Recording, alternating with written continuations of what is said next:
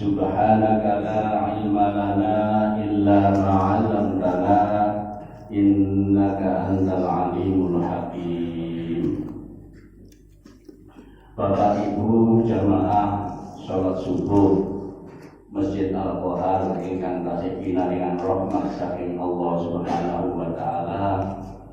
Alhamdulillah kita pada pagi hari ini masih ditakdir oleh Allah Subhanahu wa taala bisa sholat berjamaah di Masjid Al-Quran ini, dan ini patutlah kita syukuri karena Allah telah memberikan nikmat kepada kita, dan juga tidak semua orang untuk dibangunkan menjalankan sholat subuh secara berjamaah. Jadi kula jenengan ini termasuk insya Allah orang-orang yang dipilih oleh Allah Subhanahu wa taala. Amin ya rabbal alamin.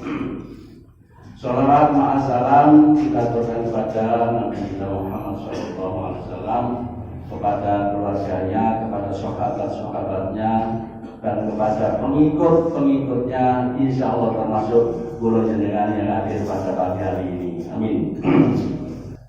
Untuk sebelum dimulai kajian ini, marilah kita baca basmalah bersama-sama. Bismillahirrahmanirrahim.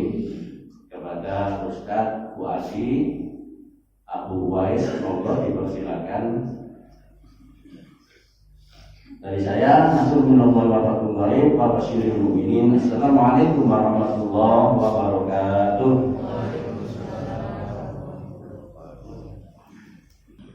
Assalamualaikum warahmatullahi wabarakatuh. Waalaikumsalam warahmatullahi wabarakatuh. Alhamdulillah, alhamdulillah. Wassalatu wassalamu ala Rasulillah wa ala alihi wa sahbihi wa mawalah. Allah Ta'ala fil Qur'anil Karim. A'udzu billahi minasy syaithanir rajim. Ya ayyuhalladzina amanu taqullaha haqqa tuqatih wa la tamutunna illa wa antum muslimun. Allahumma arhamna bil Qur'an. فإن أصدق الحديث كتاب الله وخير الهدي هدي محمد صلى الله عليه وسلم وشر الأمور محدثاتها وكل محدثة بدعة وكل بدعة ضلالة وكل ضلالة في النار. Ayo ikhwatal iman, a'azakumullah, bapak-bapak, ibu-ibu dan saudara-saudara sekalian yang dirahmati Allah Subhanahu wa taala. Alhamdulillah, di pagi yang indah ini kita diperkenankan untuk bermuajah bertatap muka di satu majelis yang mulia di sebuah masjid yang merupakan Baitullah, rumah Allah Subhanahu wa taala, dan menjadi sebuah keutamaan sebagaimana disebutkan di dalam satu hadis, "Idza marartum bi riyadil jannah farta'u." Apabila kalian berjalan melewati taman-taman surga, maka hampirilah. Ma riyadul jannah, apa itu riyadul jannah? Apa itu taman-taman surga ya Rasulullah? Nabi sallallahu alaihi wasallam katakan, halaqut dzikr, majelis-majelis ilmu. Majelis-majelis yang membuat orang yang hadir di dalamnya itu mengingat Allah Taala, membuat dia semakin dekat, membuat dia semakin takut kepada Allah Taala. Dan semoga pada pagi hari ini majelis kita ini adalah bagian daripada taman-taman surga itu. Allahumma amin.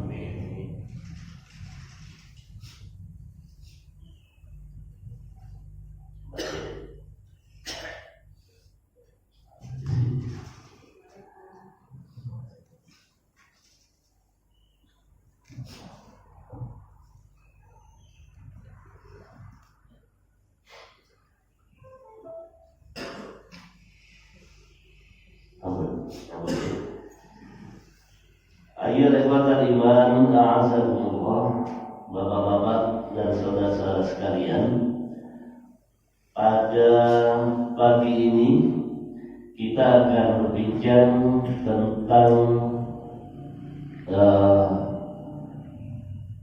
variabel berubah fatwa dalam penjelasan yang diberikan oleh Syekhul Islam Ibnu Taimiyah rahimahullah yang termaktub dalam kitab beliau Ilamul Muwaqqi'in. Syekhul Islam Ibnu Taimiyah rahimahullah ini adalah murid daripada Syekhul Islam Ibnu Taimiyah rahimahullah. Ya. Nah, hari ini kita mencoba untuk menukil satu dari pendapat beliau, ya, yang terkait dengan persoalan hal-hal apa saja yang menyebabkan fatwa dari satu tempat di negeri lain itu bisa berbeda dengan fatwa di negeri yang lainnya pula, ya. Maka dikatakan di sini bahwa pembahasan ini merupakan pilar utama dalam menyatukan usul fiqh, dasar hukum dan fiqhul waqi', pemahaman realitas. Ya, jadi bagaimana kita memahami terkait dengan persoalan yang mendasar usul fiqh itu, dan kemudian nanti kedepannya kita akan mudah untuk mengkompromikan bahwa ternyata realita hari ini tidak sama dengan realita yang dulu pernah dihadapi oleh para sahabat umpamanya ridwanullah alaihim atau para salafus saleh, ya. Kenapa demikian? Karena adanya dinamika zaman, perubahan zaman yang itu tidak bisa disamakan dengan satu kondisi fatwa pada masa lalu, ya. Nah, disinilah nanti sebagaimana dikatakan bahwa dalam kitab ini, kitab Ilamul Muwaqqi'in, Ibnu Qayyim al-Jauziyah rahimahullah merumuskan sebuah kaidah agung tentang bagaimana hukum Islam itu beradaptasi tanpa kehilangan esensi lahiriahnya. Ya. Ma'asyiral muslimin rahimakumullah, maka di sini dikatakan oleh Ibnu Qayyim al-Jauziyah rahimahullah, wa hadha faslun 'azimun naf'i jiddan wa qad waqa'a bi sababil jahli bihi ghalatun 'azimun 'ala syari'ah aw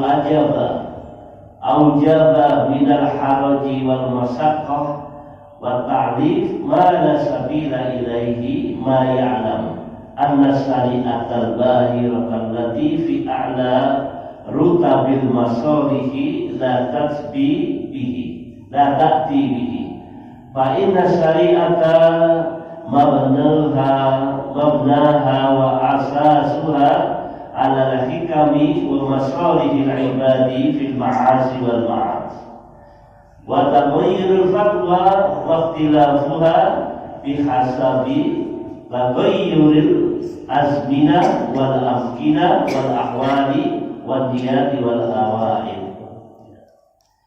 Jadi kata beliau, ini adalah satu pembahasan yang sangat agung manfaatnya, yang sangat besar faedah yang didapat, karena kebodohan terhadapnya telah terjadi kesalahan besar atas syariat yang mengakibatkan timbulnya kesempitan, kesulitan, dan pembebanan terhadap sesuatu yang tidak mungkin dilakukan, sesuatu yang jelas diketahui bahwa syariat yang agung yang berada pada puncak tingkat kemaslahatan ini tidak akan mungkin datang dengannya. Sesungguhnya syariat itu dibangun dan didasarkan di atas hikmah serta kemaslahatan para hamba, baik dalam kehidupan dunia mereka maupun akhirat mereka.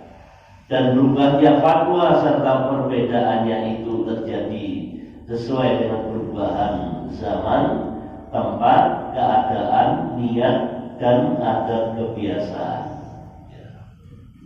Jadi ini yang dikatakan beliau, ketika kita tidak memahami betul persoalan-persoalan mendasar terkait dengan usul fiqh, ya, itu akan melahirkan kebodohan. Berapa banyak hari ini ketika ada beberapa orang yang dia terjebak dalam satu pemahaman saja yang terkait dengan persoalan buruk, yang kemudian dia paksakan bahwa ini adalah satu-satunya pemahaman, ya, yang tidak bisa diubah. Jadi tekstualis banget, ya, apa yang dikatakan Al-Quran dan As-Sunnah demikian, dia langsung memahaminya seperti itu. Padahal apa? Ada penjelasan para ulama untuk menggiring supaya pemahaman kita ini sama sebagaimana dipahami oleh Rasulullah Muhammad SAW dan para sahabat radhiyallahu anhum. Ya, kalau tidak akan melahirkan interpretasi, akan melahirkan penafsiran-penafsiran liar yang tidak sesuai dengan apa yang diinginkan oleh Allah Taala dan Rasulnya Shallallahu Alaihi Wasallam. Ya, makanya di sini dikatakan yang terakhir, dan berubahnya fatwa serta perbedaan ajaran itu terjadi sesuai dengan perubahan zaman, tempat, keadaan, niat dan adat kebiasaan. Nah, inilah ayat ikhwatal iman a'azzakumullah yang kita akan bahas, ya, bagaimana arsitektur adaptabilitas syariat. Artinya bahwa syariat itu tidak kaku, tidak jumud, tidak frigid, ya. Syariat itu mengalami adaptabilitas, memiliki fleksibilitas. Artinya apa? Memiliki daya lentur. Jangan sampai syariat Islam yang indah itu kemudian apa? Menjadi rusak. Ya, karena apa? Sikap kaku kita di dalam memahami persoalan-persoalan syariat. Ya, apa saja nanti ini yang akan kita tunjukkan. Ya, bagaimana memahami mekanisme perubahan fatwa tanpa mengorbankan fondasi usul fiqh. Nah, ayat iman a'azzakumullah, bahaya kekakuan beragama, ya, dalam diagnosa Ibnu Qayyim al-Jauziyyah rahimahullah itu akan menimbulkan kausal loop. Apa kausal loop itu? Lingkaran kesalahan yang terus berputar dan tidak diketahui ujung pangkalnya. Ya, jadi pertama kebodohan terhadap kaidah itu melahirkan kesalahan besar terhadap syariat, kemudian menimbulkan apa? Al-haraj, ya, kesulitan, masyaqqah, ya, kemudian bertentangan dengan tujuan utama daripada syariat. Pada syariat itu memudahkan, yassir wala tu'assir, permudah jangan dipersulit. Ya, itu pesan Nabi SAW kepada kita. Begitu terus terjadi, ya, maka disinilah Bapak Ibu Masyaallah Muslimin rahimahumullah, pentingnya kita memahami terkait dengan persoalan ini, ya, bahwa tujuan utama, fondasi utama syariat itu adalah hikmah dan maslahat, masalihil ibad, ya, kemaslahatan hamba, dan kemudian apa? Al-hikam, adanya kebijaksanaan. Ya, kita sholat itu kan supaya apa? Membuat hati kita semakin tenang, gitu. Membuat hati kita itu semakin nyaman karena kita bersandar kepada Allah Taala. Kita mengadu seluruh persoalan kita kepada Allah Subhanahu wa Ta'ala. Ya. Tapi kalau kemudian sholat itu membuat kita berat, ya, dan sebagainya, tidak berarti apa? Ada sesuatu yang salah. Di mana? Bukan di sholatnya, pada diri kita ini. Ya, berarti ada something wrong, ada sesuatu yang salah. Kemudian bahwa sholat itu ada mengandung makna hikmah. Hikmahnya apa kita sholat itu? Inna sholata tanha anil fahsya wal munkar. Sesungguhnya sholat itu bisa mencegah perbuatan keji dan munkar. Salah satu hikmahnya itu. Jadi jangan sampai setelah sholat berangkat bawa sandal, pulang bawa sepatu. Loh, ini kan memperbaiki amal Ustaz, ya bukan dengan tafsirannya seperti itu, ya. Nah, atau bagaimana Nabi Shallallahu Alaihi Wasallam menunjukkan hikmah sholat itu apa? Ketika mengatakan kepada Bilal, ya Bilal, arina bis sholat. Ya Bilal, buatkan kami istirahat itu dengan sholat. Ya, artinya itu tadi ada ketenangan batin ketika seseorang itu sudah terbiasa sholat, dia akan menjadi tidak tenang kalau sholatnya belum dia kerjakan, tidurnya pun juga tidak pulas. Aku ketahuan, aku belum sholat iki, belum sholat asar, atau belum sholat subuh, isya dan sebagainya. Ya, oke. Nah, masyaallah muslimin rahimahullah. Ini ada yang kenal siapa beliau? Kalau Ustaz Munawar, ada kenal Ustaz Munawar yang di Surabaya. Biasanya beliau sering membahas kitab tafsirnya beliau, tafsir Al-Munir, ya, yaitu penulisnya Profesor Dr. Wahbah Az-Zuhairi, ya, seorang ulama dari Suriah. Beliau mengatakan banyak hukum syariat yang berubah disebabkan berubahnya adat dari masyarakat atau karena datangnya kondisi darurat. Perubahan itu terjadi sekira hukum ditetapkan seperti asalnya, maka akan terjadi masyarakat, kesulitan dan bahaya bagi manusia. Sebab itu banyak ditemukan tokoh pembesar mazhab berbeda dengan nas yang disampaikan oleh imamnya dalam beberapa kasus. Hal itu terjadi karena zaman telah berbeda dengan masa dicetuskannya hukum oleh mujtahid. Perubahan tersebut andai para mujtahid hidup di masa yang dialami para pembesar mazhab, pasti akan berkata seperti yang dinyatakan pembesar mazhab karena tuntutan kaidah-kaidah mazhab. Ya. Jadi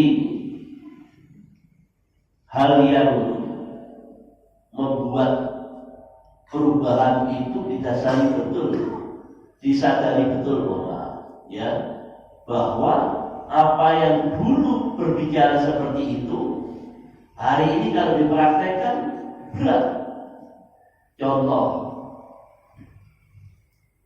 pada masa Nabi Shallallahu Alaihi Wasallam tidak pernah terjadi sebuah syariat yang dilakukan oleh pada masa Umar. Apa yang dilakukan oleh Umar? Beliau memenjarakan orang yang paling ganteng ketika itu, ya, di Madinah karena dianggap menjadi sumber fitnah bagi para perempuan. Ya, lu apa tidak boleh Ustaz punya wajah ganteng, tidak apa-apa.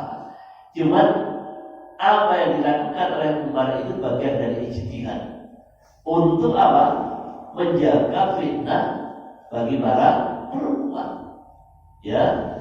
Nah, kalau sekarang umpamanya itu juga dipakai ijtihad untuk menangkapi orang-orang bisa menimbulkan fitnah karena persoalan fisik, ya semestinya juga harus didahului.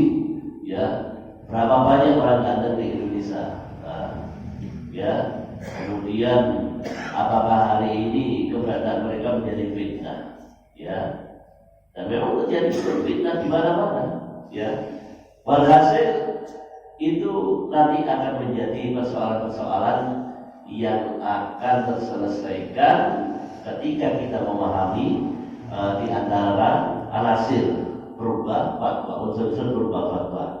Ya, apa di sini dikatakan bahwa taghayyurul fatwa wa ikhtilafuha, dan berubahnya fatwa serta perbedaannya itu bihasabi taghayyuril azminah, disebabkan karena perubahan zaman, wal amkinah, perubahan tempat, wal ahwal, kondisi, kemudian wal niat dan wal awa'id, kebiasaan, ya, adat istiadat. Nah, kita akan tunjukkan tadi 5 hal tadi ini sudah, ya. Yang pertama,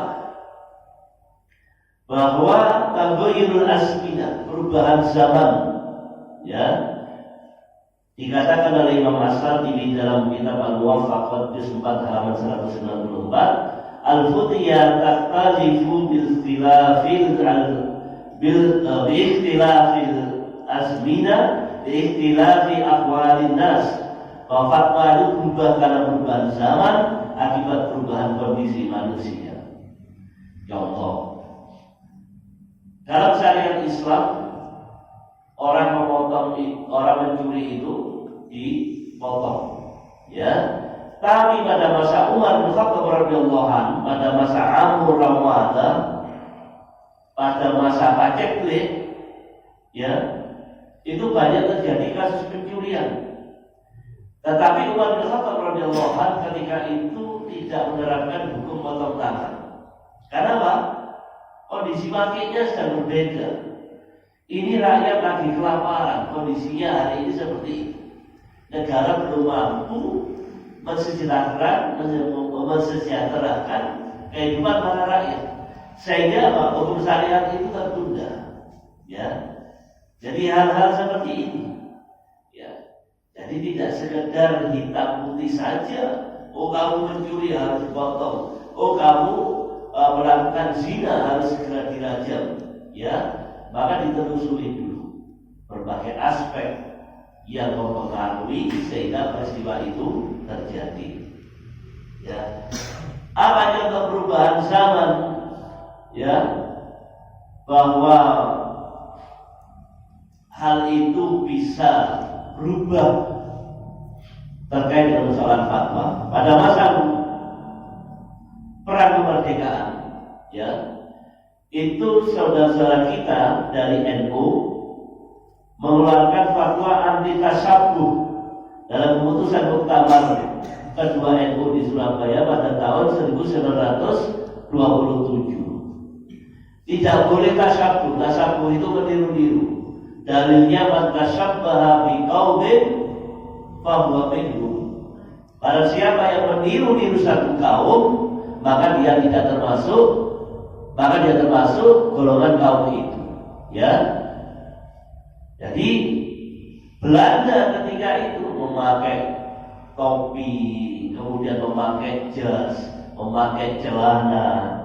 Maka di sini dikatakan bahwa dalam fatwa yang dikeluarkan oleh Kiai Hasyim Asy'ari, larangan memakai topi, dasi, celana dan sepatu, larangan menggunakan kapal Belanda ketika haji, larangan meniru syariat penjajah, serta dianjurkannya pemakaian sarung sebagai identitas masyarakat Muslim. Ya, jadi dijauhi betul Bapak Ibu. Sebagai simbol apa? Pembeda bahwa kita sedang melawan segala bentuk budaya penjajah.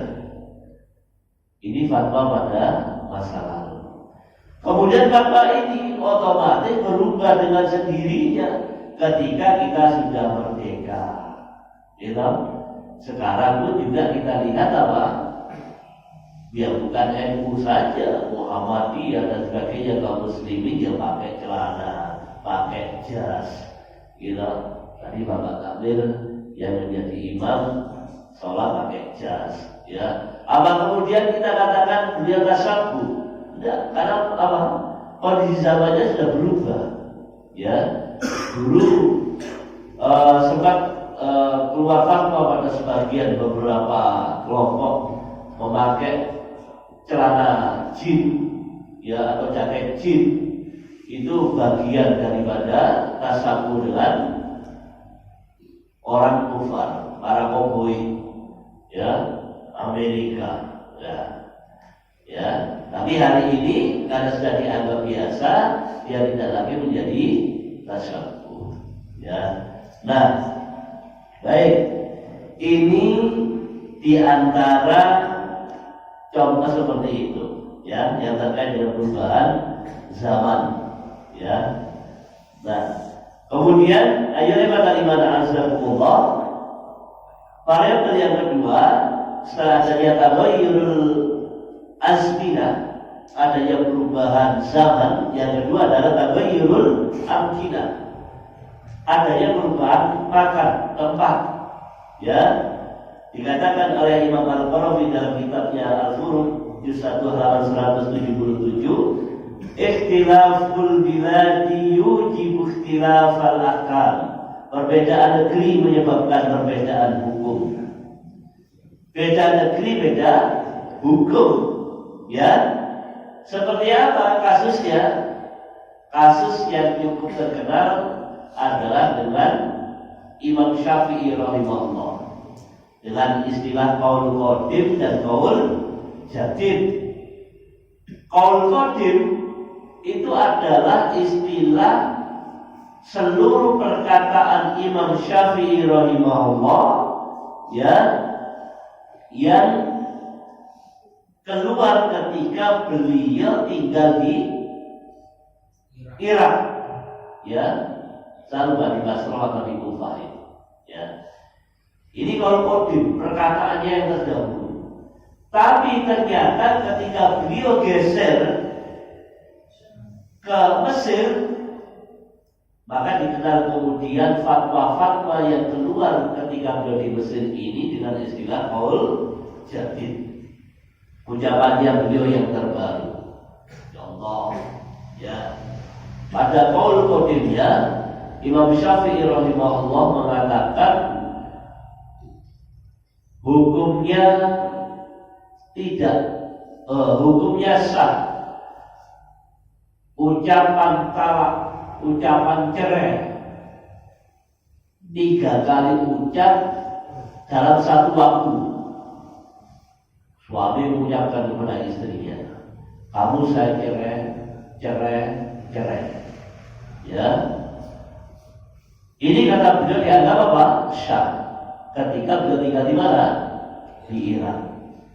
Tapi ketika beliau tinggal di Mesir, beliau mengeluarkan fatwa tidak sah mengucapkan kalimat cerai talak dalam 1 kali waktu. Ya, dianggap tidak sah. Tadi kan ditanyakan kenapa demikian? Kata beliau, orang Irak itu hatinya lembut. Maka kalau orang Irak itu ngomongnya sudah tak cerai kamu, cerai, berarti dia marahnya serius. Kan nonton Bapak Ibu kalau orang pendiam tapi kemudian kita garai terus dia marah, itu marahnya serius apa guyonan? Serius. Ya. Nah, tetapi ternyata hal itu berbeda kondisinya ketika di Mesir. Orang Mesir itu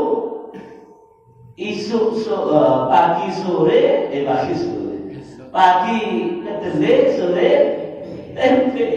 Ya. Jadi sekarang mereka marah, besok kumpul lagi. Artinya marahnya tidak serius.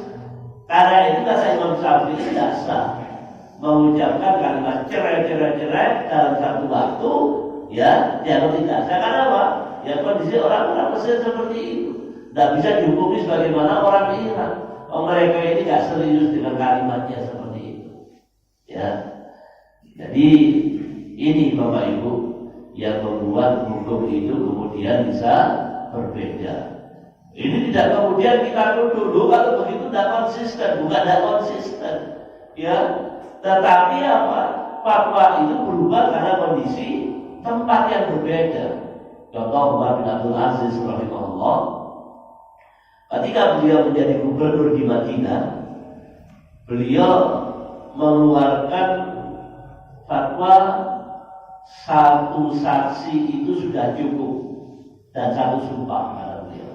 Ya, tapi ketika beliau dipindah, ketika menjadi khalifah dari Bani Umayyah, geser ke ibu kota khalifah di mana? Di Damaskus, Suriah. Beliau mengubah saksi harus 2 orang, tidak boleh 1 saksi dan 1 sumpah. Ya. Maka ketika ditanya sama seperti Imam Syafi'i, ya. ternyata orang-orang Suriah itu, orang-orang Damaskus, kondisinya berbeda dengan orang-orang yang ada di Madinah.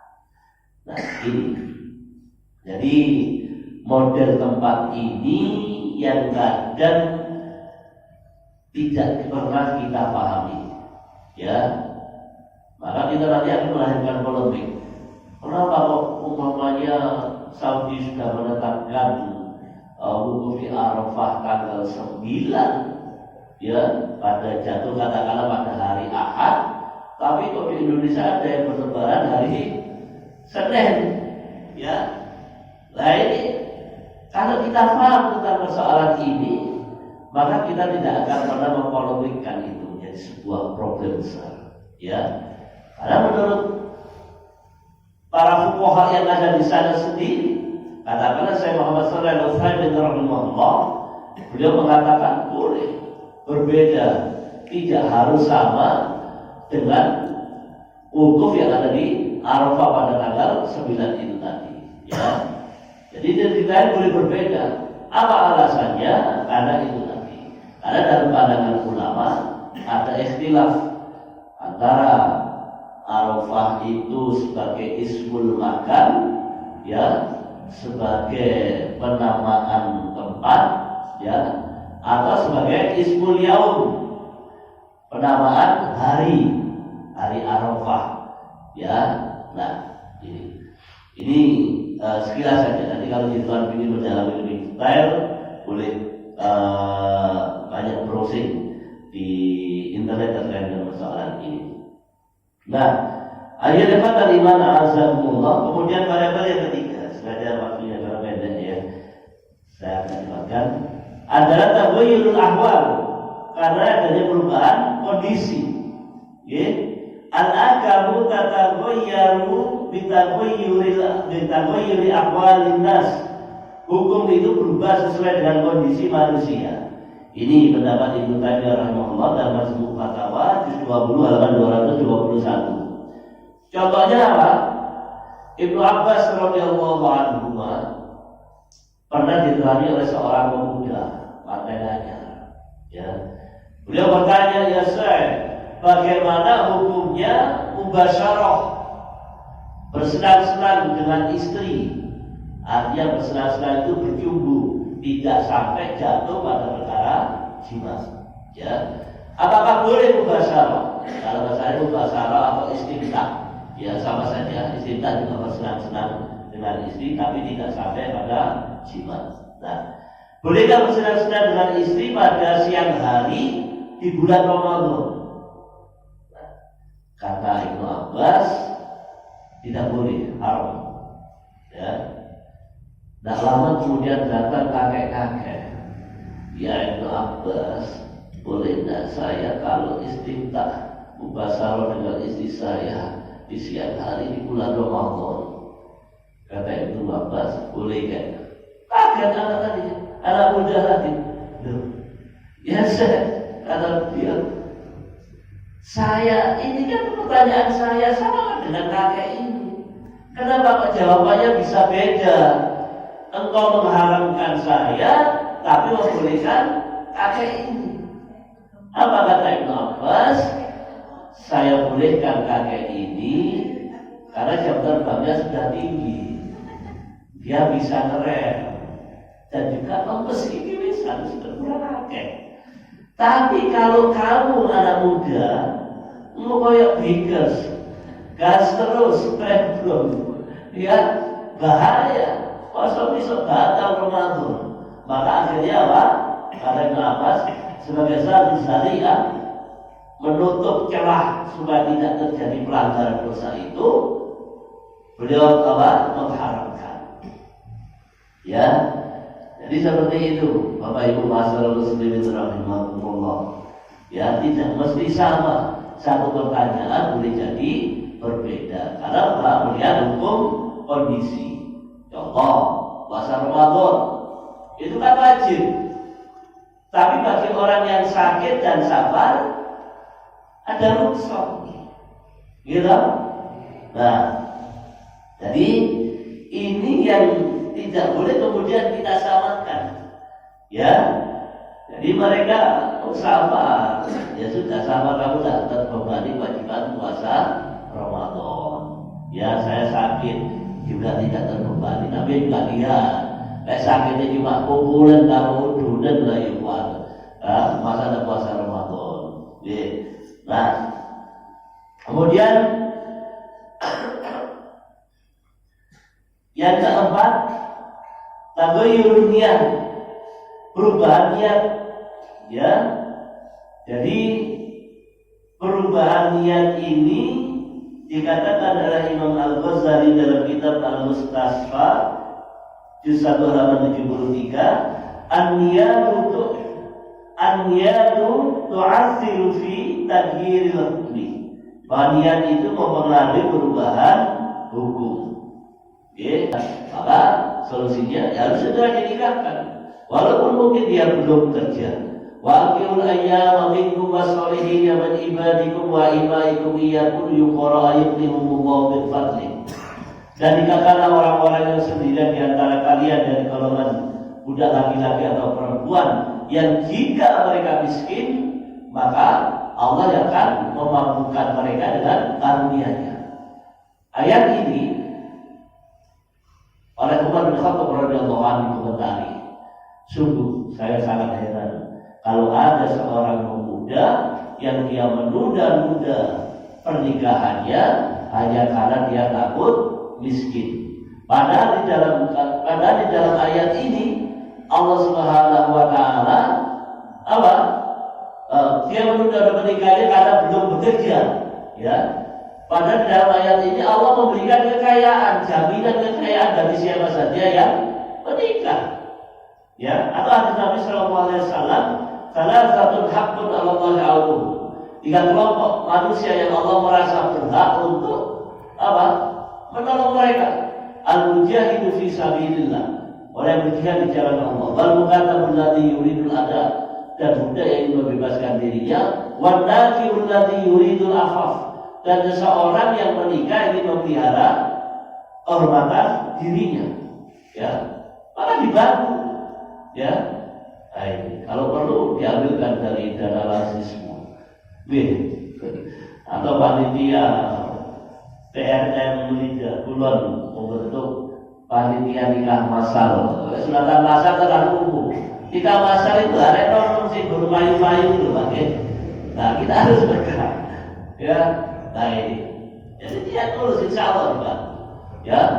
Bahkan pada masa Umar bin Khattab radhiyallahu anhu ketika membagikan dana dari Baitul Mal itu, ya, ahli yang diperintah, ahli sampai mengatakan ada uang lebih, semuanya saya berikan.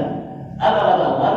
Berikan kepada para pemuda yang belum menikah supaya mereka segera menikah. Ya.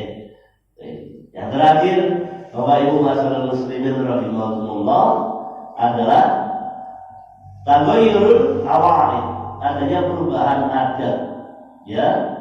Jadi kata Imam As-Suyuti rahimahullah dalam kitab Al-Asbah wa Nadhair halaman 119 dikatakan as-sabitu bil urfi kas-sabiti bin nas. Sesuatu yang ditetapkan oleh adat itu seperti ditetapkan oleh nas dalam perkara jamak, bukan dalam perkara buruk, ya. Dalam perkara usul, ya. Nah, contohnya apa? Masalah mahar, ya. Kalau mahar tiap tempat itu kan berbeda, ya. Adat istiadatnya berbeda, ya. Kalau dengan nikah dengan orang Kalimantan, orang Sulawesi, panainya itu tinggi, belum nanti maharnya, ya. Wah, bisa ratusan juta, ya. Kemudian kalau di Surabaya mungkin murah, apa? Seperangkat alat sholat sak masjid. Jelas besar sak masjid itu, ya. Nah ini murah. Mengapa demikian terjadi? Apa dasar kalau maharnya ada tinggi? Tetap sah, ya. Apakah Islam sudah melarang pakai mahar tinggi? Tidak melarang, ya. Mengapa demikian? Ya tergantung uruf, tergantung apa? Adat istiadat setempat. kebiasaan masyarakat setempat. Ya sudah, ya karena Nabi nikahkan walaupun dengan mahar cincin besi. Tapi Nabi SAW memberikan contoh. Menikah dengan Khadijah itu maharnya dalam satu riwayat dikatakan berapa maharnya? Iya, ada yang menyebut 300 ekor unta. Dulu ekorin Pak Lho, sama mau dipikir. Ini serius untuk memuliakan calon istrinya. Mengapa Nabi melakukan itu? Ya karena umumnya orang-orang Arab di sana. Mengapa demikian kok besar maharnya? Ya sampai hari ini memang dampaknya banyak anak-anak muda Arab itu usia 40 tahun belum nikah itu mereka masih santai. Ya karena mau nikah besar banget biayanya. Saya pernah ketika umroh itu lagi ngobrol ada seorang perempuan dari Indonesia dari Bogor ngajak ngobrol dengan saya. Tidak lama kemudian ada pemuda Palestina mencolek saya. Dia langsung tolong bantu saya untuk menikah dengan perempuan yang remaja. Ngomong itu katanya. Lah, gimana? Belum kenal langsung diajak nikah karena dia perempuan muslimah dari Indonesia. Karena terkenal para muslimah Indonesia itu maharnya murah. Ya, dia ringan bukan murah, mohon maaf. Ya, sementara di Arab, kenapa mereka tidak pilih perempuan Arab yang mungkin lebih cantik bagi kita? Ya karena terkait dengan persoalan mahar. Ya itu. Saya pernah ketika saya di Suriah ditawari, kalian boleh menikahi anak-anak kami. Perempuan Suriah itu cantik-cantik, Pak. Ya. Tapi satu syaratnya apa? Paspor kalian harus dibakar. Itu coba kita Indonesia. Kami kalau sudah tadi orang lagi ini. Ya, waduh, berat banget. Ya, baik. Begitu Bapak Ibu masyarakat muslim rahimahumullah. Tadi kamu itu sudah kelebihan waktunya. Ada pesan satu pertanyaan terkait dengan persoalan ini. Jadi variabel berubah fatwa. Yang pertama tadi apa? Berubah karena beda tempat, zaman, tempat, kemudian apa lagi? Kondisi, niat, dan adat. Oke. Demikian Bapak Ibu masyarakat muslimin rahimahumullah. Saya mohon maaf atas segala kekurangan, atas molornya waktu ini, dan semoga pertemuan kita memberikan faedah besar bagi kita semuanya. Dan saya mohon maaf atas segala kekurangan. Aku berlihada wa astagfirullah li wa lakum subhana rabbika rabbil izzati amma yasifun. Wassalamu ala al-mursalin walhamdulillahi rabbil alamin. Subhanakallahumma bihamdika asyhadu an la ilaha illa anta astaghfiruka wa atubu ilaik. Assalamualaikum warahmatullahi wabarakatuh. Demikianlah Bapak Ibu jamaah rahimahullah, kajian pagi hari ini mudah-mudahan kita bisa menimba ilmunya dan bisa bermanfaat bagi kita dalam kehidupan kita sehari-hari. Jadi saya Takmir Masjid Al-Quran mengucapkan terima kasih dan marilah kita baca hamdalah bersama-sama. Alhamdulillahirabbil alamin. Billahi taufiq wal hidayah. Assalamualaikum warahmatullahi wabarakatuh.